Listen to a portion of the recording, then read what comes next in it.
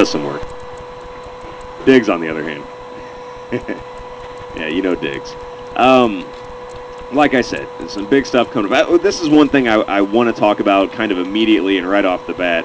And what we're going to get into is, for one, I have to defend my stance on the Yankees. I posted something on Facebook right after the Yankees won the World Series, and just kind of my point of view on how everything goes, and it kind of caused an uproar. It caused maybe somewhat of an uproar, and I think I upset a few people.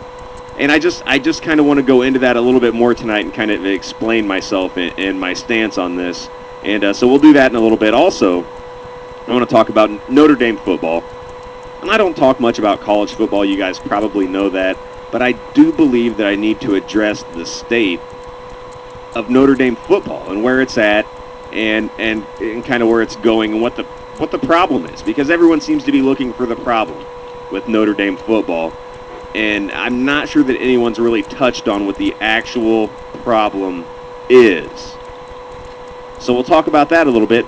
Also, and this is kind of this isn't really current event kind of stuff, but I want to talk a little bit about it. It's just something I heard over the weekend.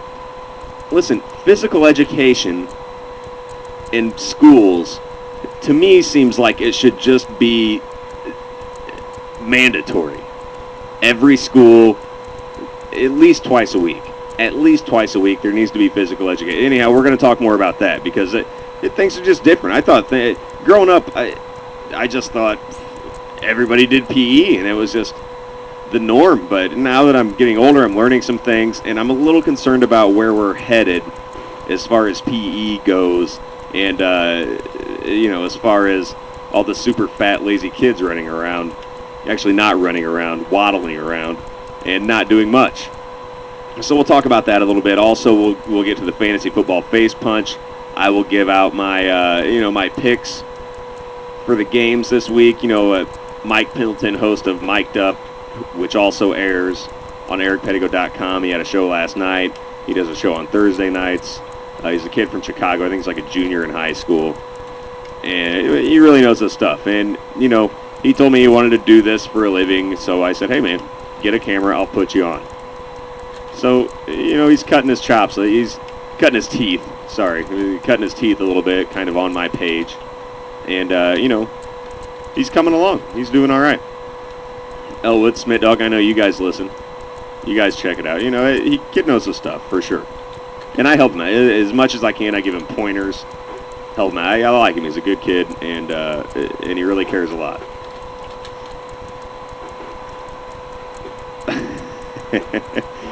Elwood's pointing out that myself, Dan Tong, also a guy that goes by D Tong when he does his radio show, that also airs on ericpedigo.com on Fridays or Saturdays. I think he kind of bounces back and forth. Elwood, do you know what day this week we can hear D Tong radio?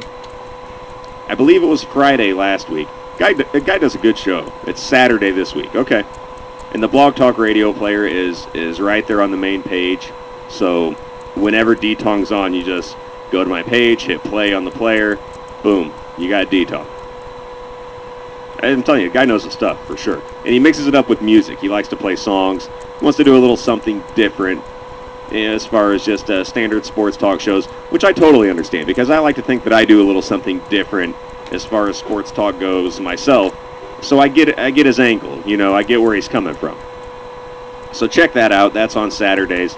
And as I said earlier, Hardcore Hansen and I we're in talks and we're working out some stuff. And oh man, I'm excited. It will involve also Mike Pendleton and D Tong most likely. So we'll work all that out. But one thing I want to talk about first. I actually got asked to, let's see, where should I start this? Okay, November 27th, coming up here in Springfield, there is going to be a benefit concert for the Central Illinois Food Bank.